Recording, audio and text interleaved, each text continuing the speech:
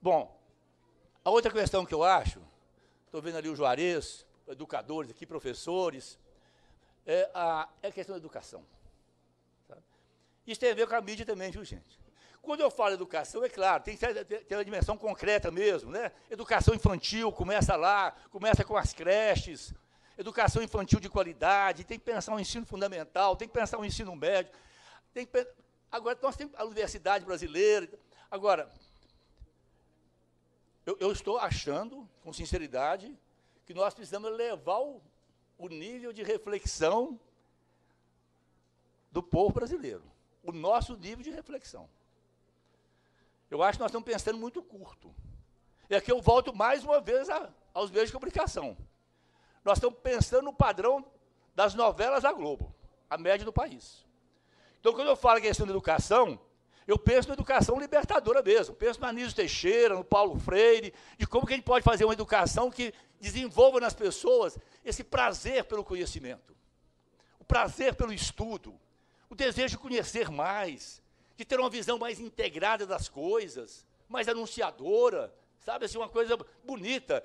Tem a ver um pouco com aquele ideal da Grécia, da paideia, né? Que a coisa, uma escola boa ajuda a sociedade, sem nenhuma dúvida. E tem que ter boas escolas, sim, é o desafio que nós temos, sabemos disso, não vou aprofundar isso mais aqui por conta do tempo. Mas uma sociedade que pensa, uma sociedade que exerce a sua cidadania, direitos e deveres da cidadania, uma sociedade que participa na perspectiva da democracia participativa, dos mecanismos da democracia direta, essa sociedade também ajuda muito a escola. É uma troca. Né? Uma sociedade reflexiva ajuda a construir uma escola também que pensa. Esse eu acho um grande desafio para nós, sabe? Muito, muito grande. Assim, né, nós nos debruçarmos sobre nós mesmos, né, sobre o país, sobre a vida humana, né, e pensar com generosidade, com ousadia, né, com criatividade, etc. Isso posto, gente, eu termino então falando um pouquinho agora dos desafios do Ministério do Desenvolvimento Agrário. Assim, o que nós estamos pensando em fazer lá para pedir o apoio de vocês também, aí a solidariedade, né, o carinho, as boas energias, quem tem fé, as boas orações, a gente fazer aí uma corrente positiva. Nós estamos assumindo lá um compromisso ousado. Não é um compromisso assim de promessa, não. Se bem que é bonito, né? Falar, gostei, né? Chega de realidade, um pouquinho de promessa também é bom, né? Um pouquinho de esperança, né? Agora, a Regina saiu aqui, eu ia brincar com ela também, que uma outra frase inesquecível de 68, 1968, né? Diz o seguinte: nós, os derrotados, somos invencíveis. É boa, né? Você gostou, né, Josafá? Você gostou? O velho Joaquim também gostaria, né? Ficaria feliz, né? Bom, então nós estamos anunciando o seguinte: o que nós estamos querendo? O que a gente quer? O que nós estamos colocando assim a alma lá no Ministério? Assentar em condições dignas todas as pessoas, famílias acampadas no Brasil. Arrumar terra para esse povo.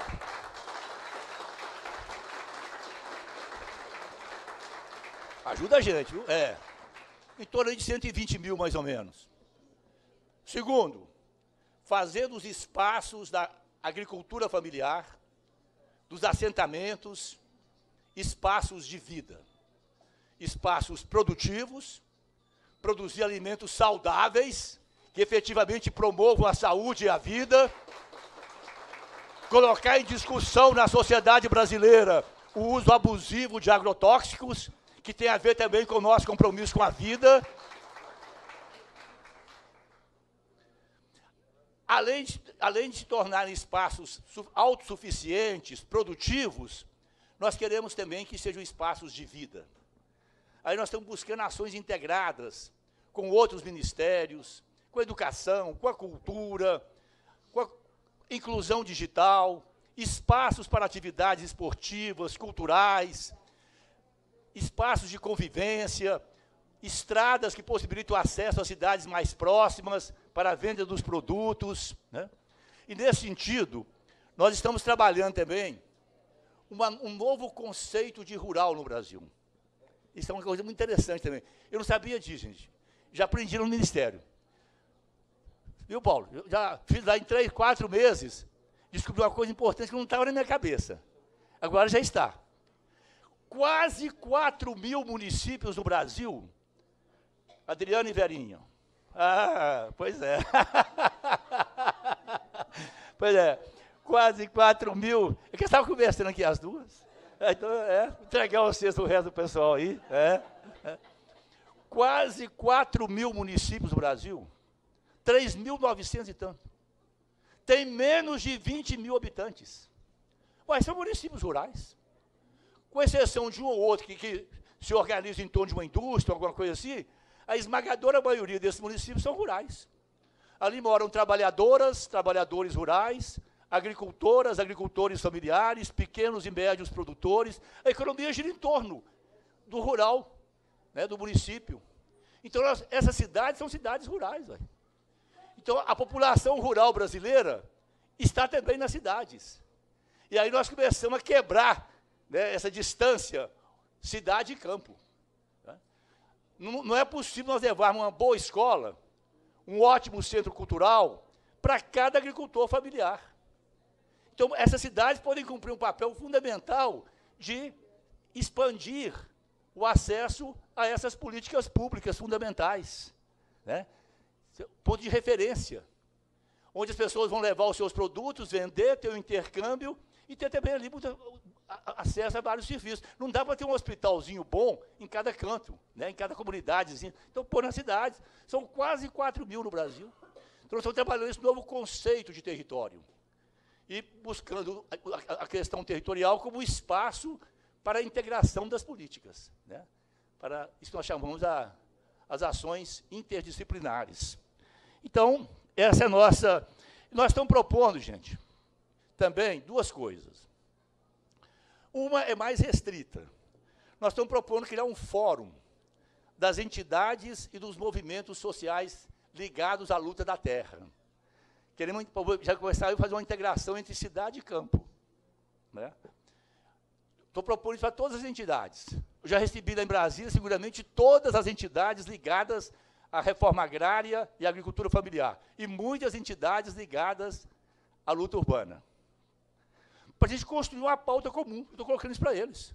Não quero movimento social chapa branca, maior respeito pelas entidades, tem que reivindicar, tem que lutar, tem que ir lá apertar mesmo a área econômica do governo. Né, assim, mas é preciso também ter consciência do momento que nós estamos vivendo. E há diferenças entre os movimentos. Né, e, às vezes, disputas entre eles. Então, estamos tentando contribuir para construir uma unidade, né, em torno de alguns pontos fundamentais nessa luta pela democratização da terra no Brasil. E a última coisa, aí tem a ver conosco, tem a ver com vocês. Eu quero pedir o apoio, assim, nós estamos propondo fazer um grande debate sobre a terra no Brasil. Na ausência de um outro nome, nós estamos chamando de conferência. A Verinha já me alertou que a conferência é uma coisa muito delicada, mas está todo lugar, alguma coisa que começa de baixo, né, nas cidades, na base, né, começa na base, nas cidades, nesses espaços de ruralidades, né, depois nos estados, nas regiões, até chegar a uma discussão nacional. Porque eu acho que esse tema é fundamental, é por aí que eu acho que nós vamos ganhar corações e mentes. Porque tem dois temas, por exemplo, que eu sinto estão batendo na porta das pessoas. Um é a questão da água. Ficou muito claro, o assunto é sério. Nós temos que proteger a água, tem que garantir a água para os meninos e meninas de amanhã. Né? Tem que preservar esse negócio aí, ué. Né? E a outra questão que eu acho que está batendo na porta também é a questão dos agrotóxicos, dos alimentos envenenados. Né? Não fala nada, porque as indústrias são muito poderosas. Então, a mídia não fala nada. Mas o diz que diz nos hospitais, nos postos de saúde, as pessoas estão começando a conversar, a falar sobre isso. Né? Mesmo em algum livro da imprensa, eu li anteontem no Valor Econômico. Né? Eles estão proibindo na Europa e nos Estados Unidos. No Brasil, o assunto nem é discutido ainda. Esse negócio do frango, colocar antibiótico na ração do frango. Gente, eles estão abatendo o frango com 35 dias. Taca antibiótico. Aí, os europeus já proibiram, os Estados Unidos estão começando a proibir também. Porque as pessoas ficam completamente imunes ao antibiótico, não precisa dele. As pessoas vão criando uma resistência ao antibiótico. Uma coisa impressionante. Então, essas coisas são discutidas, né? E tudo isso está ligado à questão da terra, né? A questão do solo, né? Tem a ver com a água. Por exemplo, uma coisa concreta, que a gente tem que pautar. Você conhece bem, lá na sua região, né? O Morro do Pilar. Né? Falamos sobre isso já, né? Conversamos sobre isso. Lá em Conceição do Mato Dentro, já está pronto, estão fazendo em Morro do Pilar. Eles estão levando minério com água, gente. Levando minério com água. Mas isso não pode não, ué. Lá no norte de Minas também estão fazendo uma coisa dessa. Levar a água do Jequitinhonha para levar minério do norte de Minas para o sul da Bahia, para o mar. Então, como é que vai ficar isso? Que terra, que água, que solo, que pátria nós queremos deixar para as gerações futuras no Brasil? Qual o nosso compromisso com essa turma que vai chegar aí? Então, estou propondo isso. Vamos fazer um grande debate sobre a terra no Brasil. Ué. Terra urbana, terra rural, terra ligada com a água, os recursos minerais, a questão ambiental, a produção de alimentos saudáveis, a questão da democratização, da função social. Então, quem achar que essa coisa tem a ver, ajuda a gente vai expandindo essa conversa aí, para a gente criar um clima. Porque eu acho, viu, gente, que o que está posto é isso. Nós temos que voltar a fazer disputa política. Agora, os temas mudaram. O que nós colocamos nos anos 70, 80, na luta contra a ditadura, etc., hoje tem outras questões postas. E as pessoas estão falando sobre esses temas. Nós é que talvez estejamos um pouco desantenados em relação a algumas questões que estão emergindo e que estão mobilizando o sentimento das pessoas. Eu já falei muito, já passei dos meus 20 minutos, né? E aí a gente fica assim, querendo fechar bonito, né? Querendo fazer uma frase de efeito bonito para receber aplauso, né? E não consegue. Então é isso aí, pronto.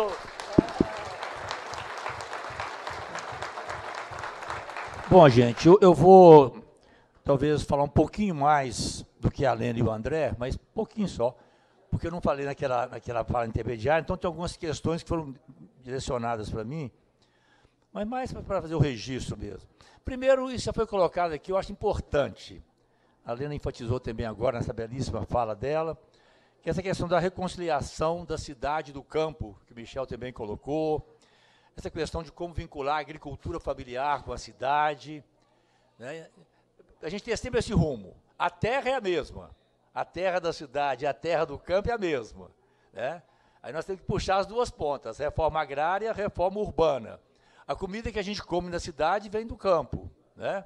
E acho interessante essa ideia que foi colocada aqui hoje, apareceu aqui, dada do mercado de Santa Teresa se tornar um espaço da agricultura familiar, da agroecologia, né? Espaço de venda, compra de alimentos saudáveis. Então, nós temos um espaço legal aí. A Adriana está aqui, é a nossa delegada aqui do Ministério em Minas Gerais. Foi colocado também aqui uma questão do norte de Minas, que o João colocou. É claro que o Ministério, às vezes, empreende muito. Ontem eu estava em Rondônia. Amanhã, segunda-feira, eu vou para Paraíba. Depois, na terça, faço uma viagem internacional. Mas o norte de Minas, não precisa falar não, né, gente? Está no meu coração, assim, muito forte. Eu quero lembrar também que a Adriana esteve lá esses dias. Você fala em Olhos d'Água?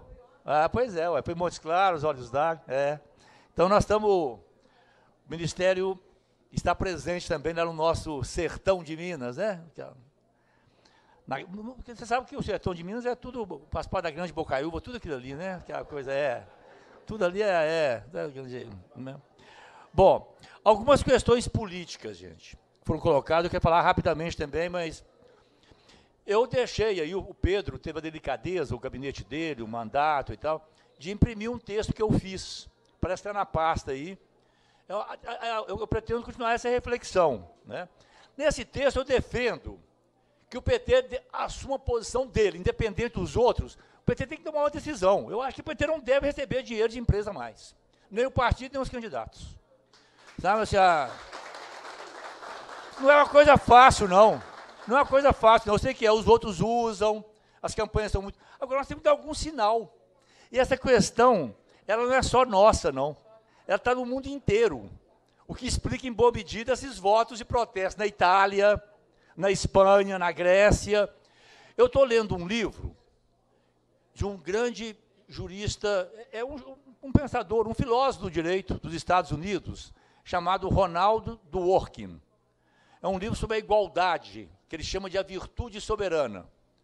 Estou lendo o livro, de repente, um capítulo lá, ele faz uma crítica, ainda bem que foi depois que eu fiz o meu texto, porque senão eu ia achar que eu estava copiando dele. Sabe? Ele faz uma crítica vigorosa, duríssima, ao processo eleitoral nos Estados Unidos, parecidíssimo com o nosso. Está virando uma ação entre ricos, né? Só ganha quem os grandes interesses financiam. Faz uma crítica dos programas de televisão iguaizinho aos nossos. Esse negócio de 30 segundos, como é que chama isso? Os flash lá de 30 segundos e tal. Ele fala que estão vendendo candidato igual vende sabonete. Uma crítica muito... Então, essa questão é geral. Agora, gente, eu acho que nós, para andarmos na rua de cabeça erguida, nós temos que ter duas coisas. Nós temos que ter consciência do que nós já fizemos, do que nós já conquistamos, lembrando aqui o que a Helena falou, desde as nossas experiências inaugurais, nas cidades, nos municípios, né? O modo petista de governar, que nós colocamos com tanta ênfase, depois o modo petista de legislar. Um vereador nosso na cidade do interior fazia um sucesso danado, porque denunciava, brigava, tinha relação com os movimentos sociais, com a juventude, com os movimentos das igrejas mais avançadas, né, fé e política, comunidades eclesiais de base, etc. Bom, então nós temos que ter consciência do que nós conquistamos. As grandes conquistas sociais do governo do Lula, da Dilma, tem que ter claro isso. Agora, gente, nós temos também que assumir que nós fizemos besteira também, que nós excedemos também. Sabe, nós temos que fazer a nossa autocrítica. Sabe assim? E esse negócio de dinheiro de empresa coloca uma discussão muito maior, que eu ponho no meu texto também. Ué, se essas empresas estão tendo tanto dinheiro para pôr em campanha, ué, elas não estão pagando os trabalhadores delas direito, então, não, ué. Nós estamos pegando a mais-valia delas. Ué, se tem tanto dinheiro assim, paga imposto, ué. Vamos estabelecer um imposto sobre as grandes fortunas, sobre heranças, sobre as riquezas, né?